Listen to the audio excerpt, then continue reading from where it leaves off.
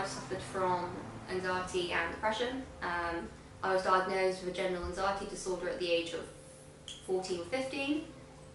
Depression I was officially diagnosed with at the age of 15, 16, because it all came out that at that time I had a big self-harm issue, so that was very difficult. Looking back on like my childhood and stuff from the age of about 13, 14, it's always kind of been there. When it comes to how I view my body, mental illness has shaped that. The annoying thing was I was clearly suffering from some kind of eating disorder, but I never got diagnosed because I was being diagnosed with all the anxiety stuff. They just assumed it was down to stress and anxiety. And then growing up, my mum's always been really big into dieting. She's always been really skinny, and then she also had kids, and that changed. I was probably about 14. And I just stopped eating. As much as I hate to admit it, Tumblr was a huge influence on that for multiple reasons. I wanted to be like stick thin. I wanted to be like all those models who were like 6 foot tall and already naturally skinny. I would always wear skinny jeans, and they'd have to be a size 4 to 6. And I fit in them. The worst it probably got was in year 11.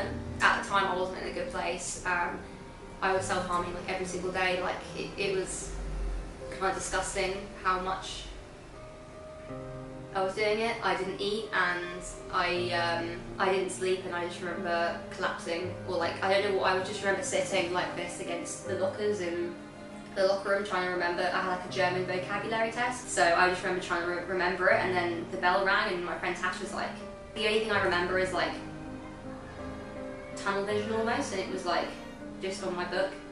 I had to explain, I didn't full on collapse because obviously I was sat down, but I definitely became unresponsive. And they had to call the nurse, and the next thing I remember I was in the nurse's office. It's like, I knew I wasn't healthy, but I convinced myself that what I was doing wasn't bad for me, because I wanted to get to a certain goal, and I think as well a lot of that was also self-punishment, because I felt like I deserved to be suffering. So I'd have a slim fast breakfast, if that, and then I would go to school. I'd have a coffee or a hot chocolate at short break, and then lunch I would either not, I wouldn't pile up my plate, but I'd have like a baguette with like lettuce in it, and I wouldn't eat half of it. I wouldn't eat hardly enough. 2 years ago now, I would gym almost every day, at least every other day. I'd go before I went to work in the summer. At the time of my life, I was going through a really bad patch of mental stuff, so I think that was my way of coping with it. I know that in order to get where I want to be, I do need to gym, but I do a lot of daily yoga and daily stretches. So I do yoga almost every day, and I do like a little bit of like a Tabata workout where I do like sit-ups and like yoga style ab exercises and butt exercises and like small things I can do with my yoga mat. So the app that I have on my phone is Fitbit. I originally got it to motivate me to go to the gym more, because I was like, I don't gym regularly enough, I do want to get into a routine. So I've been doing freelance modelling for about 2 years, and it has affected me in the sense of there is a bit more pressure to kind of look my best. So last summer I feel like I put on a bit of weight. Obviously I didn't, but considering that I was like too skinny beforehand,